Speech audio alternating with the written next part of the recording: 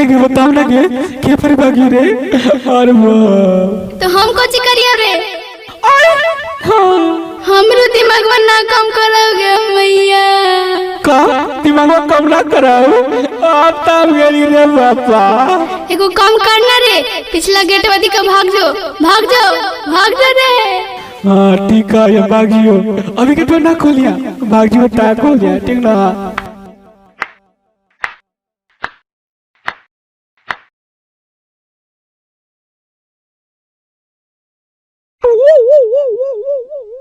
कौन है रे? क्या करने आया था घर में? कौची काम हलो? ये क्या है रे? हम नहीं जाना हो कौन हो, हम तो कब छोटवा और पड़ के सुतल हला, हमरा पता ना लगला। का कोई नहीं ओके भैया। ला पानी दे करा।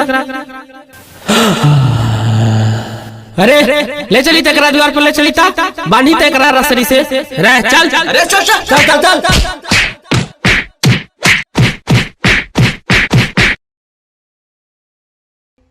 अरे छोटका मुखिया जी का फोन करी तेरे अत्ते पापा अभी तक ला लिया। ऑपरेशन कराता राजा फिरो मारता रही हम आजा। हेलो प्रणाम मुखिया दी, हम तुतला बोला लिया मुखिया दी, हम लोग द्वारा पे हूं ना तनी डाल दी थे। का बोलो रे? अच्छा ठीक है उधर आवाइयो।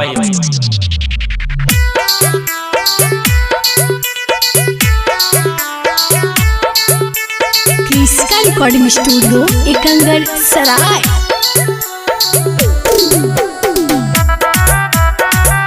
Presented by Kriska films. छाउड़िए पलाइले हलाई हमर ना गलतिया जी, छाउड़िए पलाइले हलाई हमर ना गलतिया जी। ई अपने से घरवा में ढूकल हालाई, ई झूठा बोला है नातिया जी। ई अपने से घरवा में ढूकल हालाई, ई झूठा बोला है नातिया जी। अपने लगाइले हलाई रोजा के आदतिया जी, अपने लगाइले हलाई रोजा के आदतिया जी। छाउड़ी अपने बोलाइले हलाई ना हमर है गलतिया जी। ई अपने से घरवा में ढूकल हालाई, ई झूठा बोला है नातिया जी। भगायो और बता दे रे बाबा। ए मुखिया जी हमार दोस्त का जी को। चुप काहे रोता रे?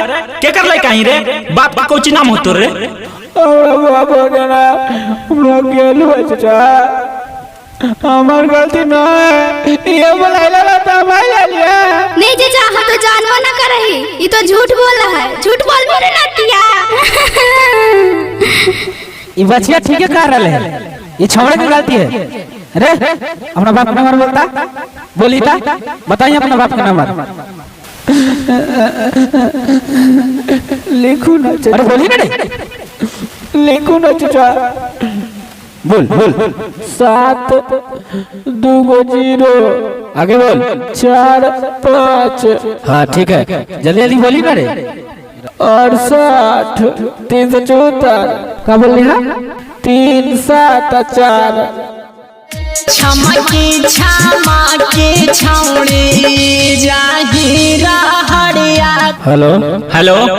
हाँ हेलो, हम मुखिया बोल रही है, कहाँ ही भगेलू? हाँ जी प्रणाम मुखिया जी, का होलो बोलू ना। पहले आही तो रे, ई तो तेरा छोड़ा ना हाओ, ओकर दुआरिया पे पहले आओ तू। जी मुखिया जी अभी आ गया। इसका रिकॉर्डिंग स्टूडियो एकंगर सराय। हालाये कर बर्थडे कल है देबे आईली हलगी जी तोहनी सबके हथवा में हमारा कर देल के छौड़ी शिफ्ट जी। केकरो घर में घुसिम त तोरा पूजा करतो, देखी के फाका घरवा में ढुकलाई परतई एकरा हाय बाजी। हम हो जाके सुत गेली साथे, सोचली की है छोटका भाई बाजी। दिल कई बालात पापा हड़ाइला बाबतिया जी, आज पता चललै कैसन हो हइले की जतिया जी। कि छौड़ी अपने बोलैले हालै ना हमरा है गलतिया जी। ई अपने से घरवा में ढुकल हालै, ई झूठा बोला है नतिया जी। प्रणाम मुखिया जी। आई पापा हमरा लड़का कैसे टांगले हो मुखिया जी, का कइल को हमरा लड़का?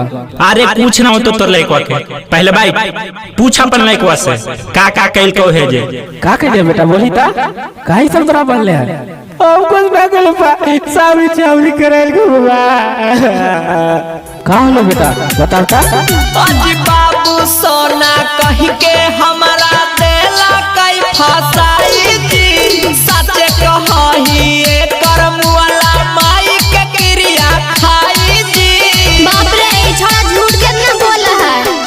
कोढ़िया नीरा बंसा हमरा लगावा है झूठो या छरांग जी। मारी मारी तोड़ दे हुए करायांगे आंग जी। करी दिल के छौड़िया जी खड़ा हमर खटिया जी। करी दिल के छौड़िया जी खड़ा हमर खटिया जी। कि फोनमा करके बोलैले हालै ना हमर है गलतिया जी। ई अपने से घरवा में ढुकल हालै, ई झूठा बोला है नतिया जी। अरे भकेलू अब तो ही बताओ तोर लइका जोरे का करल जाओ। हम की कहियो मुखिया जी, जे करबू तू ही ना करबू। ठीक है वो काम कर, अरे फूल माला लाही, ये दोनों के शादी करा दही। हाँ हाँ ठीक है मुखिया जी, कराओ एकनी के शादी।